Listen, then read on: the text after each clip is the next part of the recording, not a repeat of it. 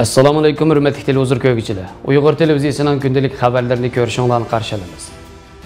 Qo'shtish tijoratining sarkisi, to'nilgan korxonachi Ali Abdullaning muddatsiz kesib o'tilganligi dalillandi. Amerika prezidentlik kandidatlarining televiziya munozirasida Uyg'ur masalasi tilga olindi.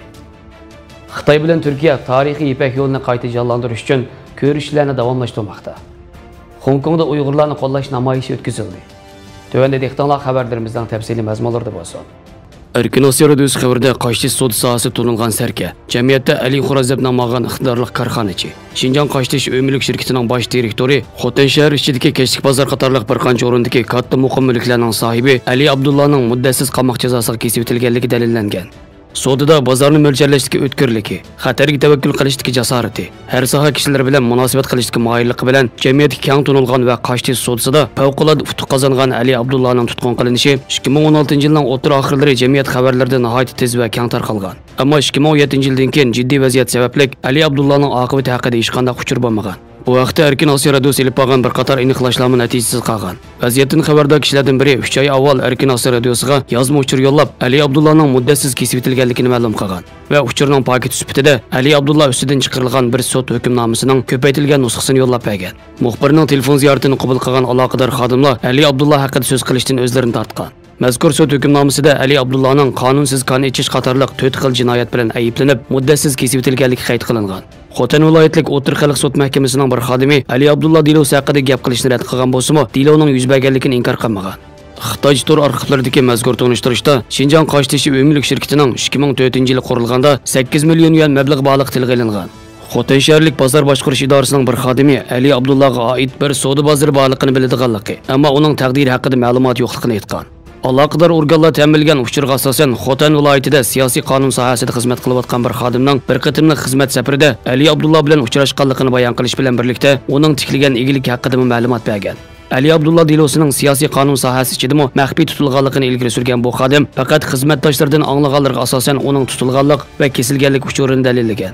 Erkin Asiya radiosi muxbirining telefon ziyoratini qabul qilgan Xotan shaharlik xalq sud mahkamasining bir xodimi Ali Abdullahning muddatsiz kesilganligini dalillagan.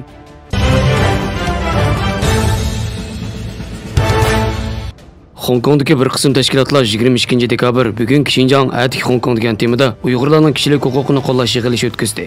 Sharq Turkiston mustaqilligining simvoli bo'lgan oy yulduzli ko'k bayrog'ini ko'targan Hong Kongliklar Xitoyning Sharq Turkistondagi irqiy qirg'inchilikka qarshi namoyish o'tkazdi.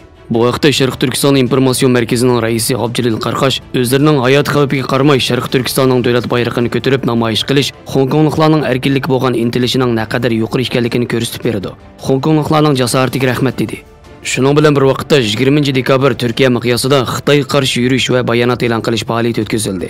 Faoliyatni Turkiya insoniy yordam vaqti tashkillagan bo'lib, Turkiyaning 81 viloyat va shaharlardagi sho'balari xalqni boshlab, kech soat 7:30da birdek ko'chalarga chiqib, Xitoyning Sharq Turkiston xalq ustidan yurgizayotgan bostirish jinoyatiga qarshi yurish qildi va bayonot e'lon qildi. Shundaqla Kanada Sharq Turkiston jamiyatining ayollar mudiri Tunsa qiz 20 dekabr Kanadaning Vancouver shahridagi bir mehmonxonada Xitoylarning ichayotgan yig'iniga qarshi namoyish o'tkazdi. Bu namoyishga Kanada parlament a'zosi Zhang Wei qatnashib qo'lladi. Namoyishchilar Vancouverdagi Xitoy elchixonasining almashtirilib etishi va Uyg'urlardan apu so'rash qatorliq talablarni o'tirib qo'ydi.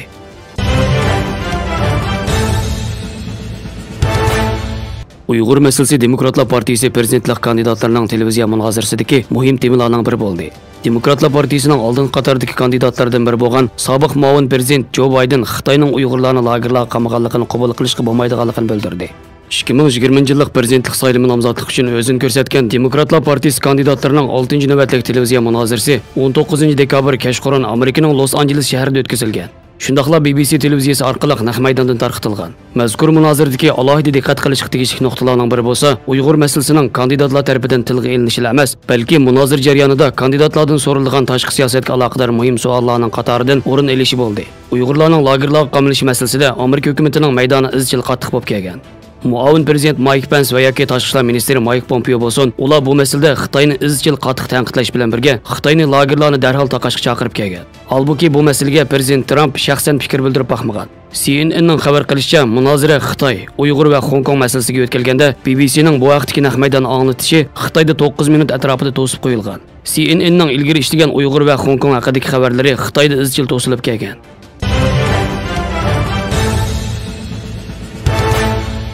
Xitoy bilan Turkiya tarixiy Ipak yo'lini qaytadan jonlantirish uchun ko'rishishlarni davomlashtirmoqda. Bu loyiha Jungo bilan Yevropani tutashtiradigan eng tez quruqlik liniyasi. Turkiya davlat temir yo'l shirkatining bosh direktori Ali Ehson Uygun Xitoy bilan ko'rishga borganda TRT muxbiriga loyihaning eng yangi ahvollarini aytgan. Ali Ehson Uygun biz Jungo Shi'anda o'lka darajalik direktor va Ashyo Obort rayonining direktori bilan intayin muhim yig'in ochdik. Bo'libmi biz 11-oyning 6-kuni Turkiyadan o'tgan poyezdning buningdan keyin yana davomlashish uchun kelishim hosil qildik. Shundaqla 2020-yilda taxminan 300 poyezd bilan bu transportni davomlashtiramiz.